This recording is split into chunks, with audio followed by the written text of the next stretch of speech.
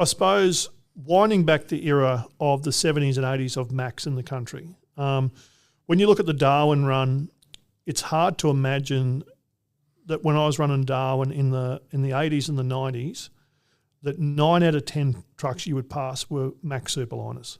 Like their market share was phenomenal. So the recession hit in the mid-80s. Times were tough. Mack bought out this limited edition Superliner for the 1988 Bicentennial of Australia, the 200-year anniversary of Australia. They were painted green and gold, obviously the Australian colours, and they were named after famous Australian pioneers or famous Australian early settling icons. And a normal Superliner back in the day was about $170,000, $180,000. These trucks were $235,000.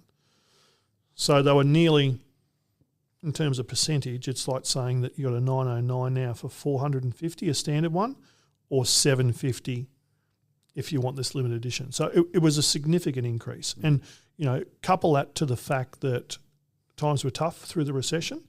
So they were hoping to build 20. There was 25 or 30 names to choose from, and they only ended up building 16. And, there was a big launch at Dreamworld where all the owners came down and picked them up. And they became a benchmark for Australian trucking. And nothing in terms of a limited edition truck has even come close since. And they've always, I suppose, led the charge on sale value and worth out of trucks. And, they were saying that they're going to be the first truck to hit $1 million. And just recently, in the last couple of months, they've, a couple have changed hands in excess of $1 million each. Incredible, isn't it? Yep. And list the features. So what you got over the top of a standard one?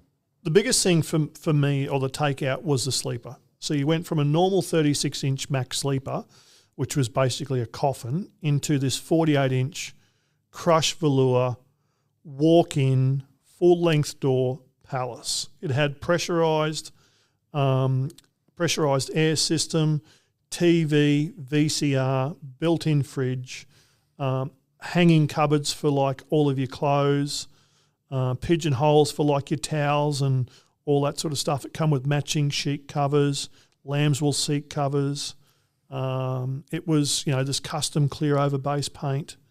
It was well beyond its years and time. Yeah.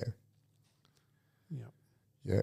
And they had the badging on them and the limited edition badging, wood, yeah. So we talk about Kingsford Smith. Like Kingsford Smith was a very well-known aviation pioneer. Mm-hmm. There was other names obviously like Ned Kelly and Captain Cook and Thunderbolt.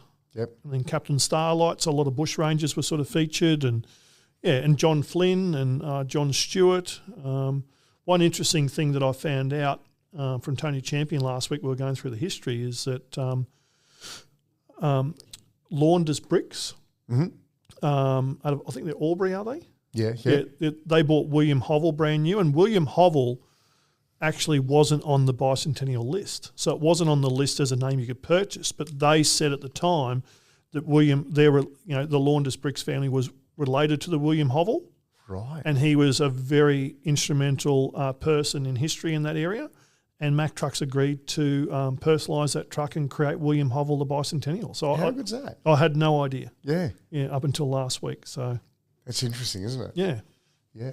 So do you know who it was that ended up with each one off the top of your head? Yeah. Just putting you on the spot again. Pretty much. Well, number one was Ludwig Leichhardt, and that went to Harris out of Longreach, and then went to Gainfire.